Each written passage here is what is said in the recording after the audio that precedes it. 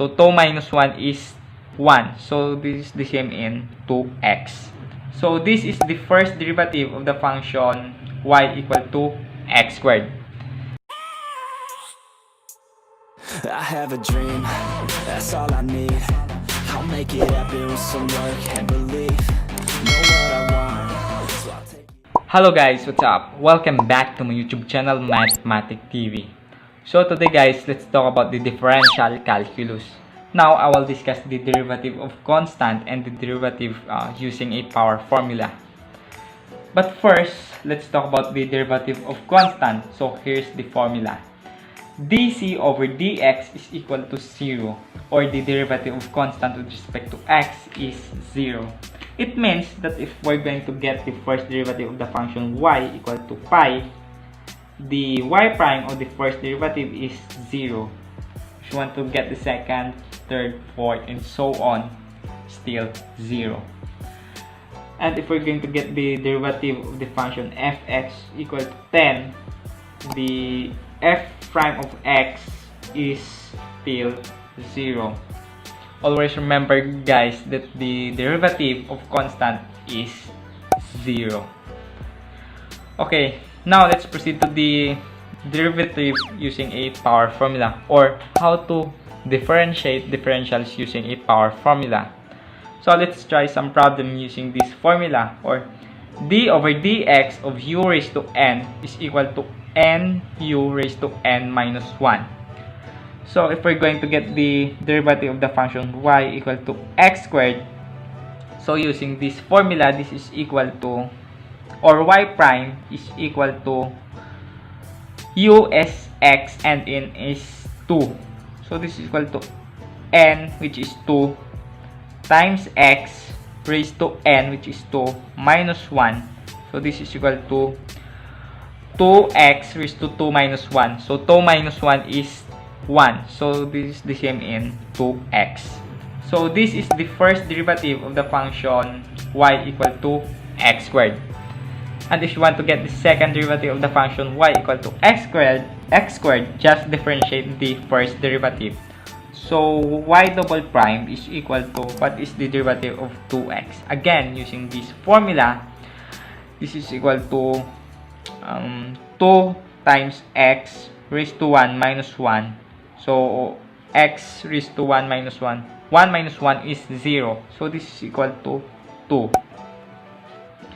And if we're going to get the third derivative of the function y equal to x squared, just differentiate the second derivative.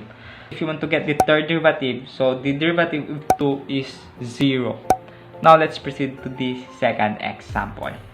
So if we're going to get the first derivative of the function fx is equal to 2x cubed. Again, using this formula, this is equal to, the first derivative is equal to 2 times n, which is 3. So 2 times 3 times x raised to 3 minus 1. So this is equal to 6x raised to 3 minus 1, which is 2. So this is the first derivative of the function 2x cubed. So let's proceed to the third example. So what if we're going to get the first derivative of the function y equal to x raised to 5. So again, using the formula, this is equal to y prime or the first derivative is equal to n, which is 5, times u, which is x, raised to n, which is 5, minus 1. So this is equal to 5x raised to 4. If we're going to get the second derivative of the function y equal to x raised to 5, this is equal to, just differentiate the first derivative, which is 5x raised to 4. So the second derivative is equal to 5 times n, which is 4, times u, which is x, raised to 4 minus 1. This is equal to 20x cubed. So this is the second derivative. So if you want to get the third derivative, just differentiate the second derivative of the function x raised to fifth. So y triple prime is equal to, so what is the derivative of 20x cubed? Again, using this formula, this is equal to 20 times n, which is 3, times x raised to 3 minus 1. So this is equal to 60x squared. So this is the third derivative of the function x raised to fifth. So if you want to get the fourth derivative, just differentiate the third derivative of the function x raised to 5.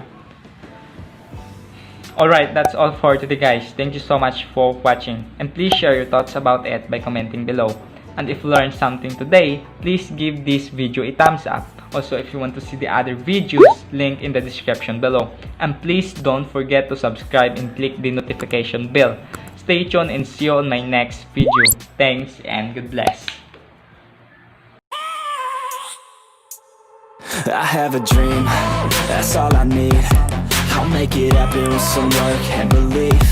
Know what I want, so I'll take it on. I've made mistakes, but mistakes make you strong.